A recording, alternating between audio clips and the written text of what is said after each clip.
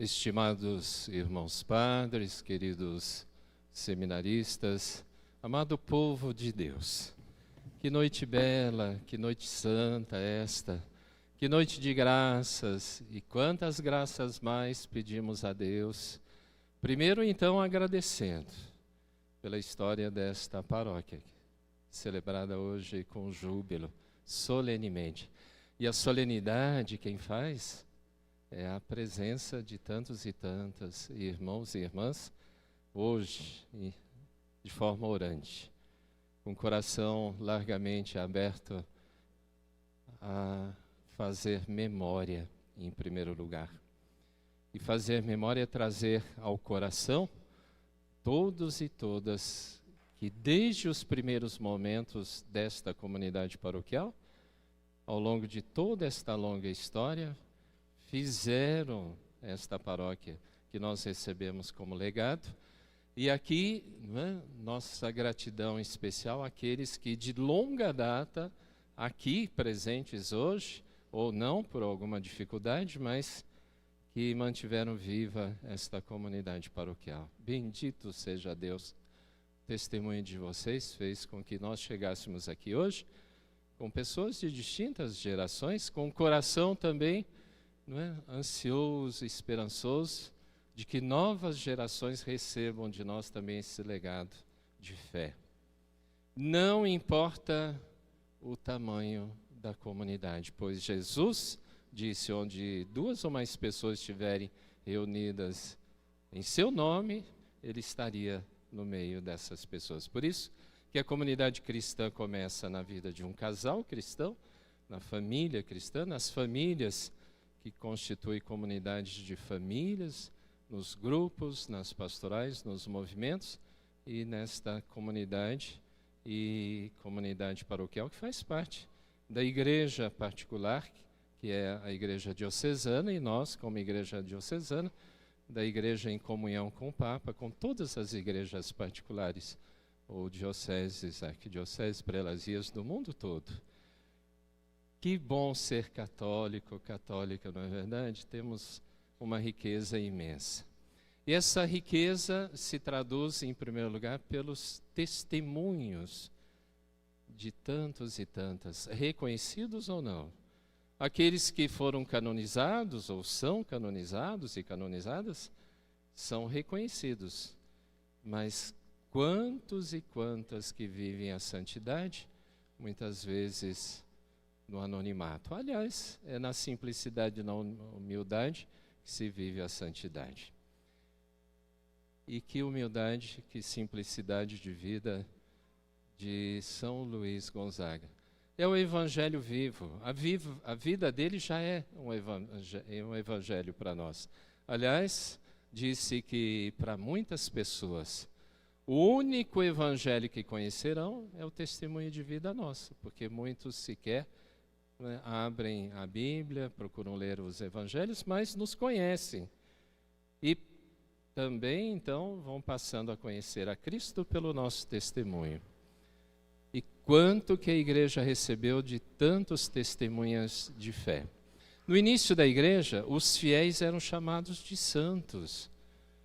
Existem cartas do Novo Testamento dirigindo aos santos das comunidades, que são justamente aqueles que se tornam fiéis a Cristo. E fiel a Cristo não quer dizer que seja perfeito. É aquele que persevera no caminho de Cristo. Nós não somos perfeitos, não é isso? E por isso nos reunimos também em ação de graças, começando a celebração já pelo pedido de perdão, reconhecendo humildemente, não é o nosso limite, a necessidade que temos de Deus e da sua graça. Mas fizemos opção por andar neste caminho da salvação. É graça a salvação de Deus, mas Ele quer que nós correspondamos também a esta graça. E a vida de São Luís Gonzaga já fala por si só. Quem conhece em detalhes sabe, não é?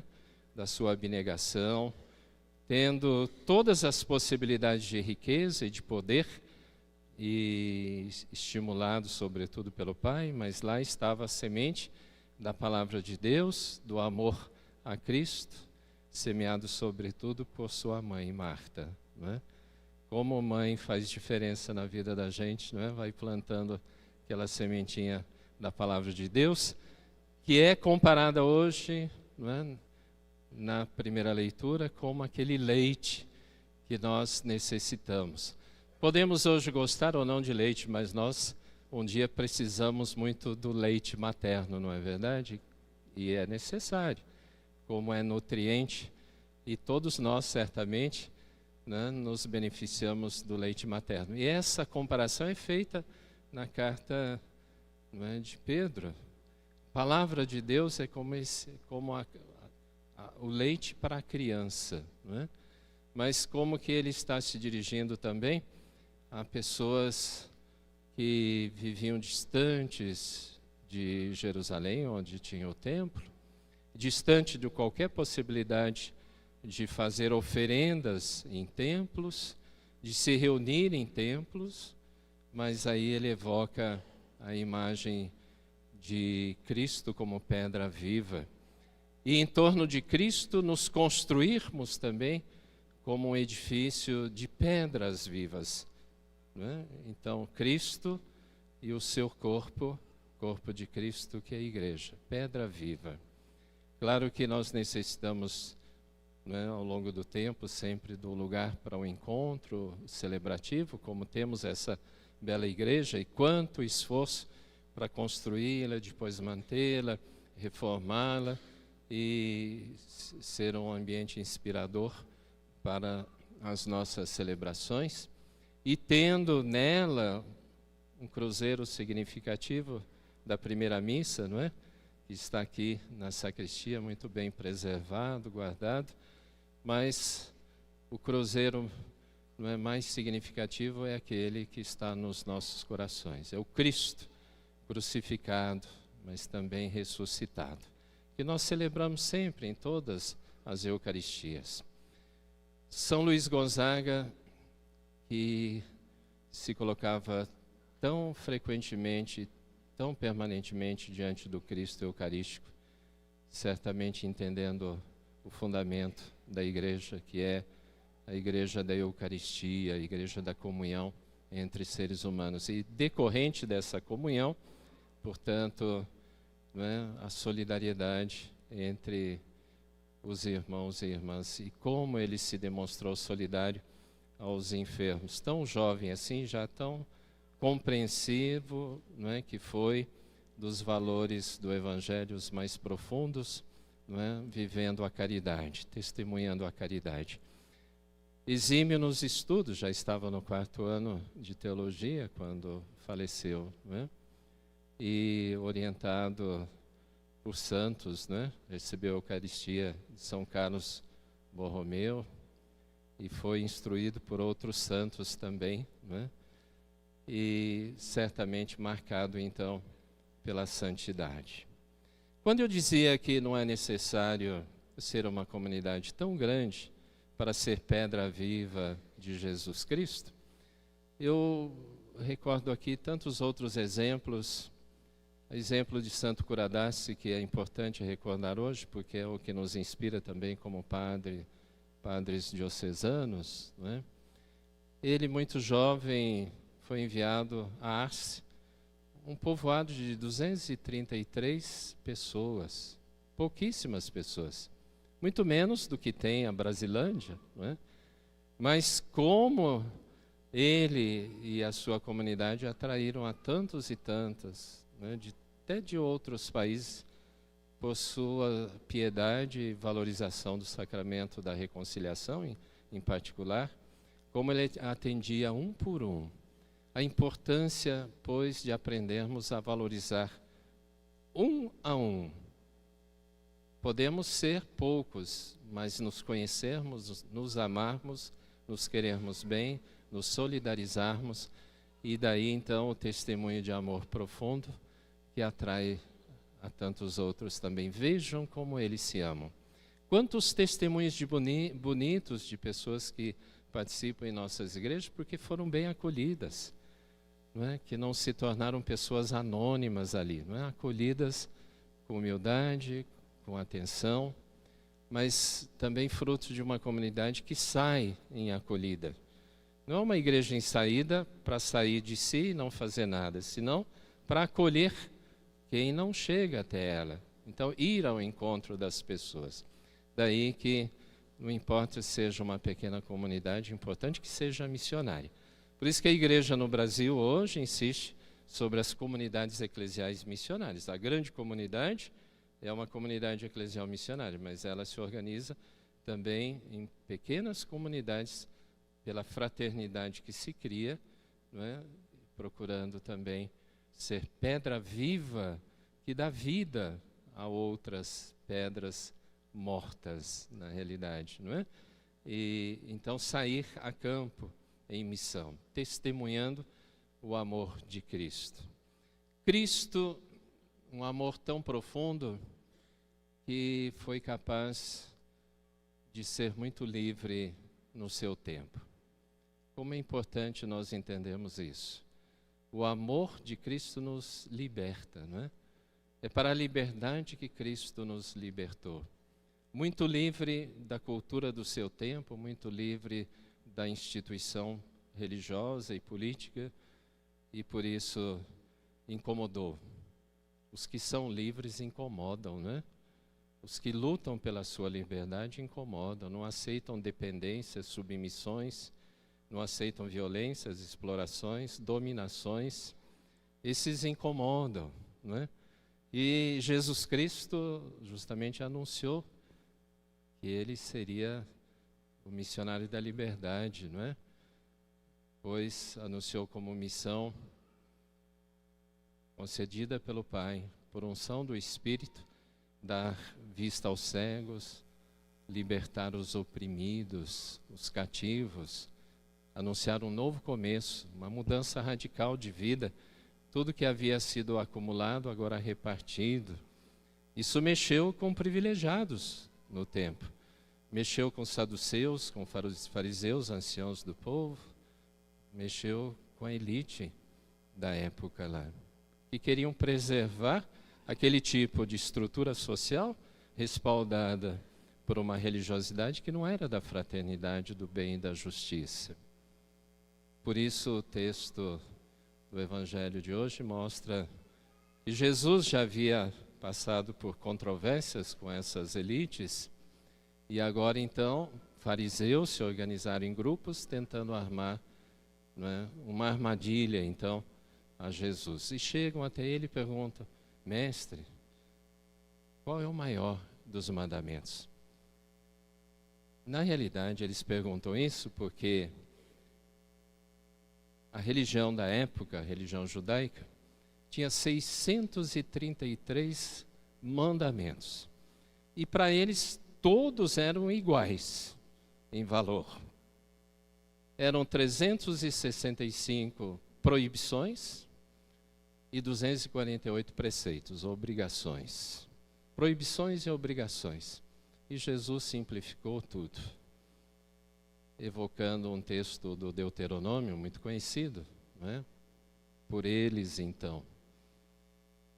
Amarás o Senhor teu Deus de todo o teu coração, de toda a tua alma, de todo o teu entendimento. E ao próximo como a ti mesmo. E aí ele mostrou outro lado, né, que não era mencionado, o próximo como a ti mesmo.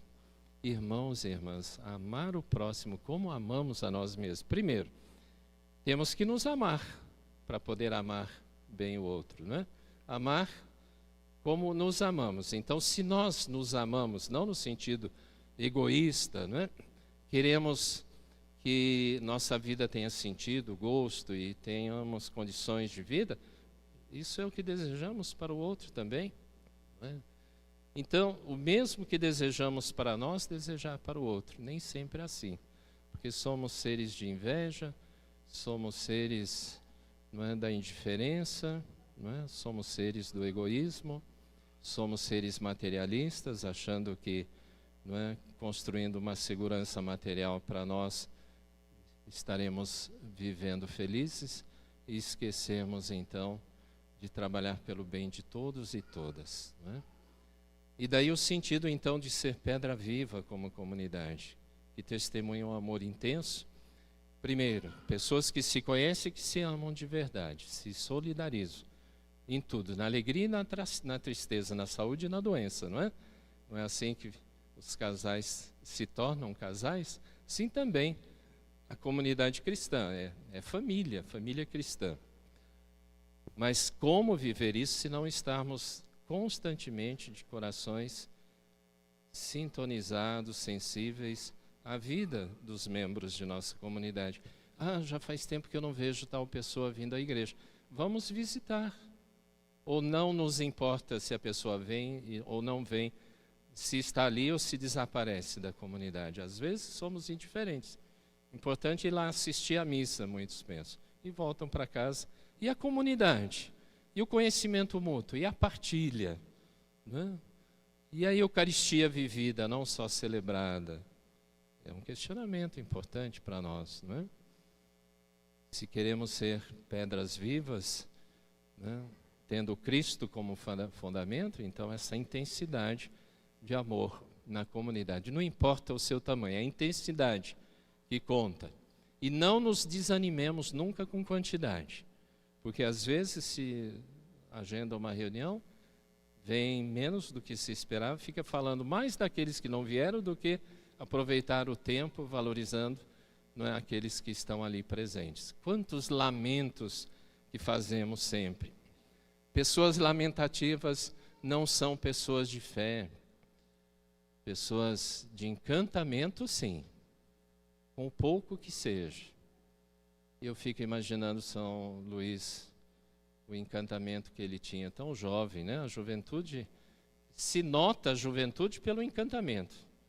Porque às vezes tem jovem que já está bem envelhecido, né? Não tem encantamento na vida. Estão fechados no seu quadrado, se fecham no seu quarto, se afunda nas depressões, que às vezes não percebemos, se afunda nas drogas como, não é, recurso para sair das suas insatisfações. Isso está cheio. As drogas não existem só por causa dos traficantes, existem por causa dos corações vazios também, e mentes vazias, não é? Vazias de sentido, de ideais, de compromisso comunitário, de sentido, de sociabilidade, não é verdade? Então, juventude esvaziada.